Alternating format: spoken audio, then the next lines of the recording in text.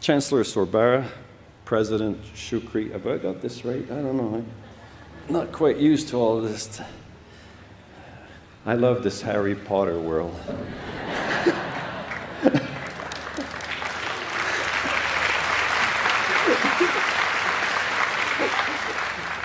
I got to finish my introduction. Yes, without losing my papers here. Faculty, staff, honored guests, parents, and dear graduates.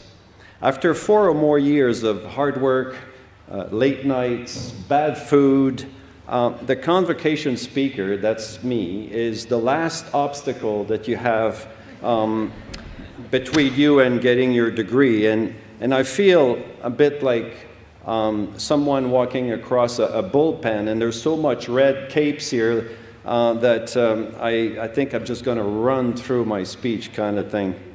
But let me start with a reality check. And just in case you haven't noticed, life is not fair. Some are born with silver spoons in their mouths. Others, you know, become orphans very, very quickly. Some are really good at sports. A lot of us suck. Some look like movie stars. Others, like me, look like their parents. There's no one to blame to point a finger in recrimination. That's life. If you want to be successful, deal with it and be a pest. That's right, be a pest. If you're going to remember only one thing of what I've said in the next 9 minutes, is I told you to be a pest. Well, PEST is an acronym for passion, experience, speed, and trust. And the term was developed by my son's business partner. They're in the high technology venture fund, and they use this acronym to evaluate the management team that comes and presents ideas to them. Are they PEST? And I got thinking about your graduation and the fact that you're facing the startup of your life, of your career. And that, yes, to be a PEST was entirely appropriate. Now, P for passion. Passion for what you do, passion for the people you love, for the dreams that you want to turn into reality. If you're passionate about what you do, you know, the days will go by real quick because you love what you do. And the funny thing about it is that the more you love what you do, the more you're passionate about it, the better you are. And on top of that, you get paid for it, which is a wonderful thing. Now, not all jobs are glamorous. You got to start somewhere. Your first job may not be the greatest job in the world. Don't worry about it. You know, remember the words of Winston Churchill. If you can't do what you love, love what you do.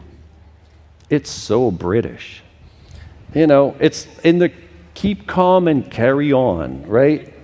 But you know, it's also true.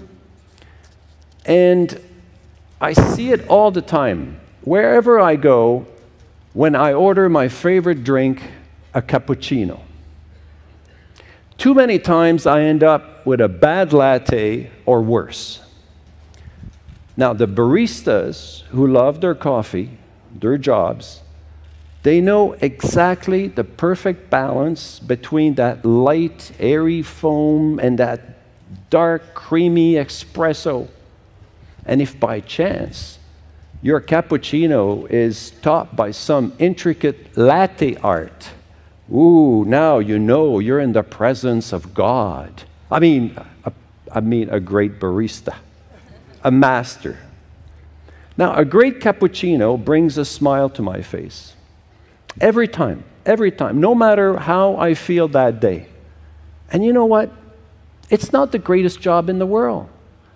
But it's something that can be meaningful if you love what you do. E is for experience.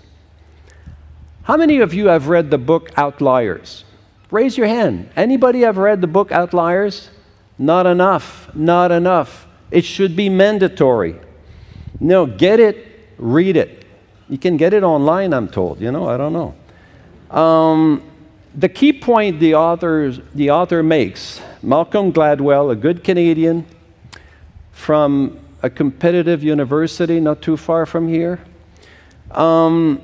he makes the point that to be world-class at anything you want to do, be it music, sports, computer, whatever it is that you want to do, to be world-class at it, you have to have 10,000 hours of practice. Think about 10,000 hours. Mozart had done his 10,000 hours by the time he was 7 years old. His father was just, you know, a wicked driver. Bill Gates had done his 10,000 hours by the time he was 20. Zuckerman by the time he was less than 24 years old. Me, I was about 36. I'm a late bloomer, you know. But how about you? Are you going to start counting now?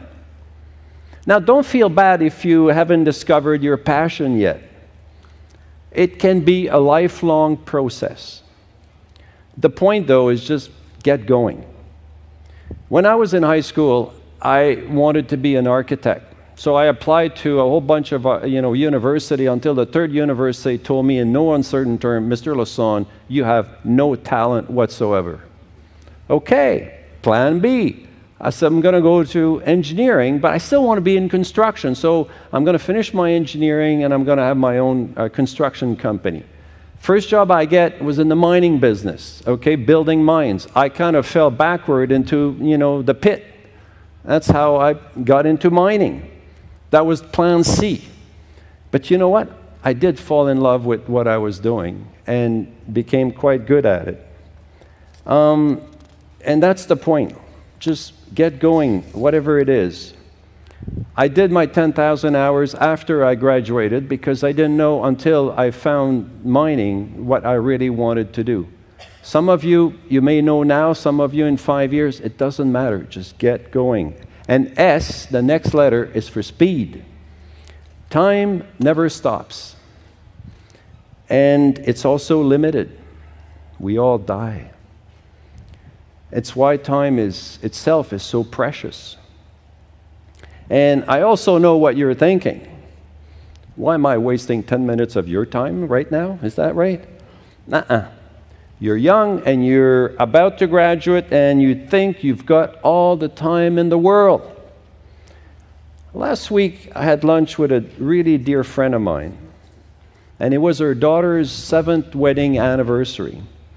And as she does on every anniversary, she watched her daughter's wedding video.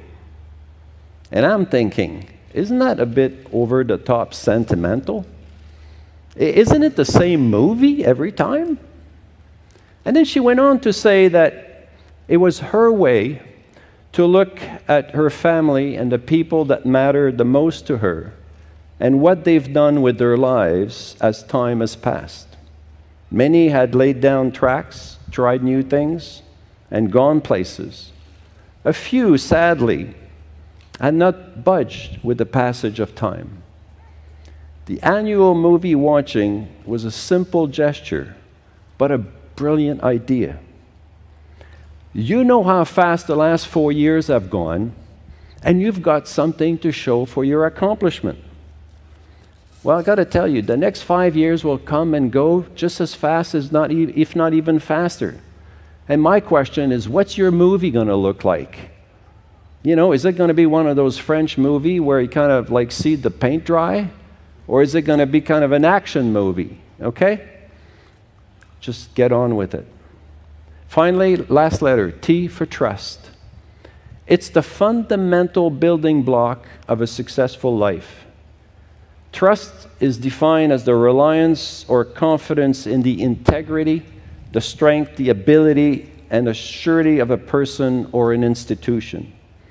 It starts at the family level, and it extends to your workplace, and it goes all the way up to our country's judicial system, our healthcare system, our police, all of our institutions. Now, We are blessed to be living in a country with a capital, Ottawa, which has to be the dullest place on the planet. And you know what? We like it this way. So show your partners, your boss, your clients, your bankers, your friends and family that you can be trusted. It's a gift to yourself that will be the key to your success. So there you have it. Passion, experience, speed, trust. Congratulations. Thank you for your kind patience, and make sure you celebrate your accomplishment by throwing an appropriate party and be a PEST. Thank you.